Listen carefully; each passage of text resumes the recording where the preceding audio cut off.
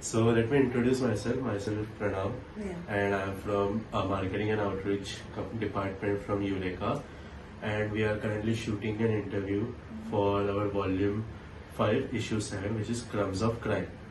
So where we'll be interviewing psychologists and people in this field of criminology and everything. So I would like to get introduction. Hi Pranav. Hi, I'm Dr. Ruttuja Karkhanis More. I'm the program chairperson of the Department of Psychology at NMIMS, and by profession and education, I'm actually a clinical forensic psychologist. I mainly have my bent towards the area of forensic psychology and criminology. And yes, I'm here to address all your questions today. Thank you, ma'am. So before we start to the interview, I would like to give a disclaimer to everyone who is watching. Some of the questions and some of the answers could be triggering. So let's begin with the first question. Forensic psychology often involves navigating the intersection of law, psychology, and criminology. How do you balance these distinct but interconnected areas in your work? So when we talk about the field of forensic psychology, there is the mixture of all of them. Like, if I don't study law, I won't be able to understand the consequences that the perpetrator may have. If I don't understand the consequences, I won't be able to understand the behavior or the motives. So all these fields are interlinked with each other. So without something, it is just incomplete. So we have to bring everything together to kind of mix it up, and then it helps us to have multiple other like for example, we can do research on that.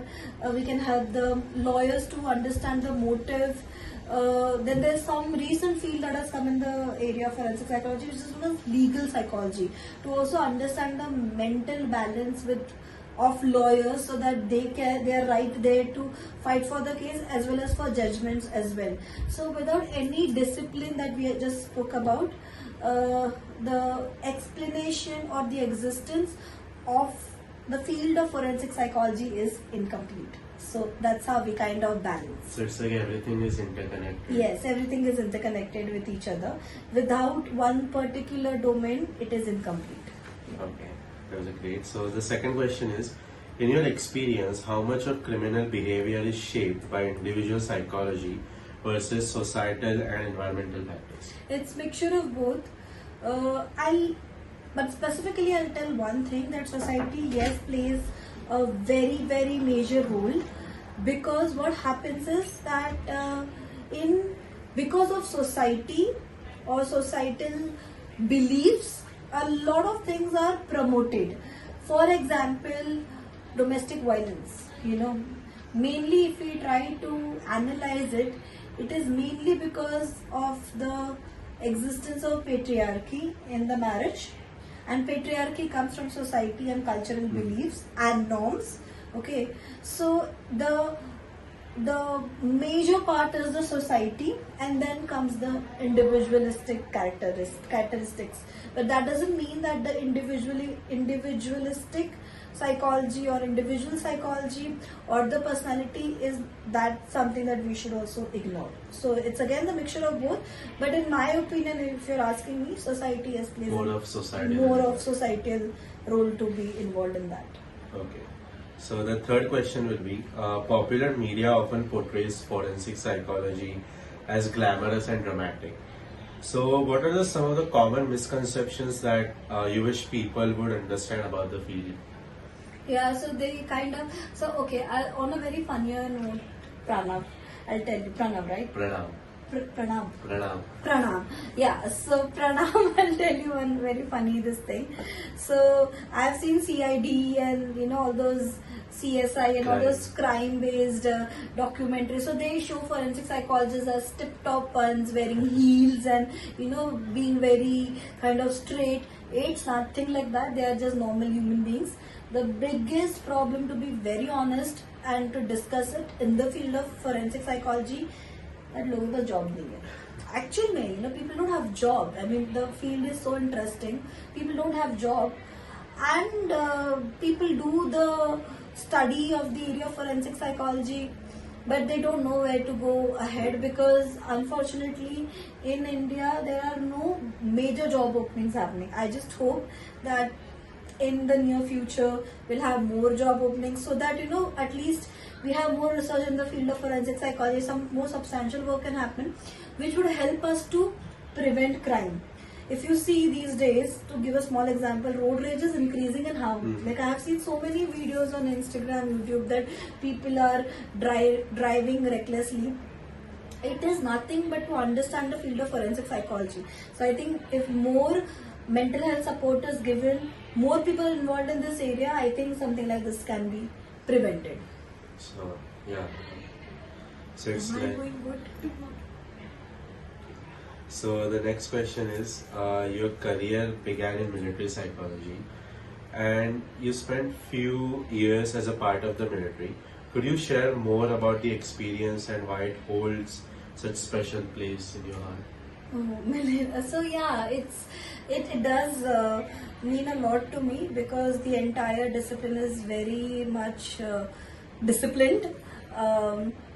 But I'll tell you, when we talk about the entire thing of defense and all, people are very fascinated with men in uniform. Of course, they should be highly respected, because the life that they live is actually very different from a normal person, civilian. And more than that, I think we should respect their families, because every 2 years they get posted to some other place. Along with that, the families are also posting. They don't have the life where they can decide to go anywhere they want. There are a lot of protocols to be followed, and in that protocol they're doing it so well and so nice. So I think because of that particular reason, I think it has a special importance, and how people live their life even after that so happily. So that's something that we should learn, that we have so much of liberty and freedom.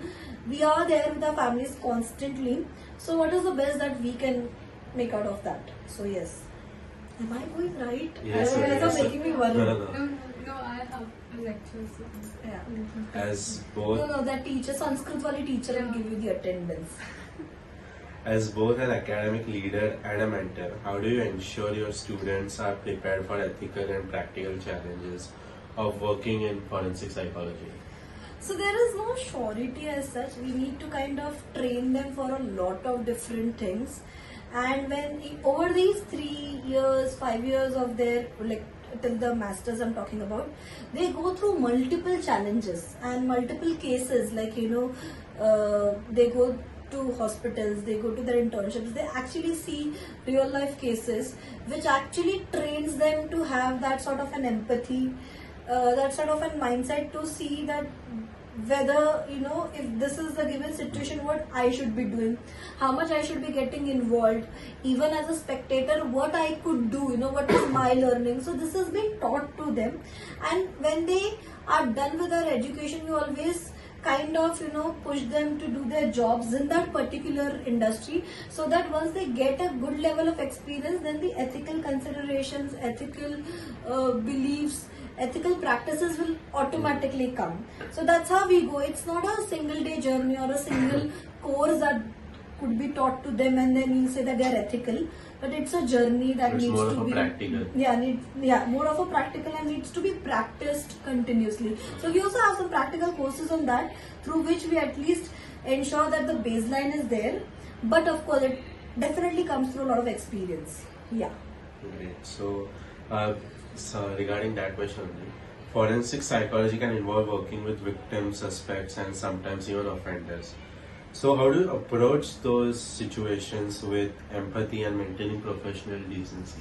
So, see, the first fundamental rule of forensic psychology is that whether you are talking to a victim, a suspect, an eyewitness, or a perpetrator himself, the first thing that you have to keep it in mind is that one is a human being. So we talk to them as human beings.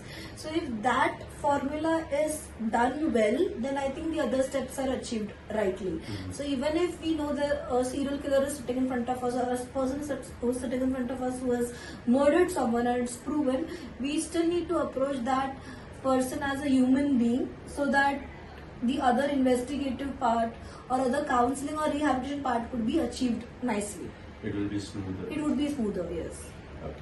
So the next question is, without breaking confidentiality, could you share an example of particular challenging or rewarding case that you have done? Oh, not like yeah. Of course, I have to maintain the confidentiality. But just I'll tell you that once there was this person who was caught from the nearing Pakistan border. He was caught from the Indian border side. So he was actually kind of. We were wanting to know whether he is an informer or not. Okay, but when we talk about terrorism, all those crimes, organized crimes, so they have a huge syndicate. So it was very challenging for us to actually understand that whether he was actually an informer, and the second thing, whether he himself knew that he was an informer, because they just take the random local working people there and they kind of ask them to do certain things, whereas these people don't know that we are given these tasks by a bigger organization. Is it a good or bad thing? I don't know. Yeah, they don't know, and then eventually they are caught. Now again, what the confusion to us is, the challenge to us is that whether he's acting to be confused or actually he's confused. Actually he doesn't know. Like if I give you something that you go and promote this agenda, you will be doing it because your teacher has said so. But you actually don't know whether your teacher is associated to a bigger organization or there's some other ulterior motive. Similarly, the same thing has what happened with this person. So it was a very challenging thing because we had to prove that he probably is an informer and he knows about it. But the process was very challenging, that we again had to kind of go a step down to see whether he's actually an informer. Start from ground zero. Yeah. So that was one challenging phase that we saw. Okay. So as you have been in this field for so many years and you have seen this field grow for over the years, so what are some of the most transformative changes that you can say you have witnessed? So research part is increasing. A lot of people have understood. Also, even in the field of forensic psychology, earlier people were only talking about criminals. Now, people are also talking about police and police mental health. So, police psychology is a new field that has come in APA, American Psychological Association, recognized by APA, that we should also work on police mental health because they see so many cases. Sometimes there are cases where they see dead bodies, they have to live the dead bodies. So what is their mental trauma, phobias, that stress that they go through? So now the field is not only limited to criminals but to the other people as well. Now victimology has also taken a huge step. People are working more on victims and their well-being. So yes, it has kind of grown. It has grown for sure. So in the future, as we all use AI in our everyday life, so do you think AI and advanced forensic tools can being integrated to the investigations, and how do you think those technologies will affect the overall forensic psychology? I think a lot of AI techniques have already been introduced. Like we have something known as brain electrical oscillation signature, known as BEOS. In layman's language, it's known as brain mapping technique, which has a lot of AI component. Like it's more of a technical tool to use and to understand that whether the person has lied and have any deception through experiential knowledge. A big kind of the formulas added to it. However, if that is used, which means a lot of other AI techniques can also get into it, and then maybe it would be more easier for us to trace DNA mapping and all those things. So let's see. Much easier to. Yeah. Yes. So our last question will go to, if you could go back and give one piece of advice to your younger self, from who is just starting out in this field, so what would it be? In the field of forensic psychology. Psychology.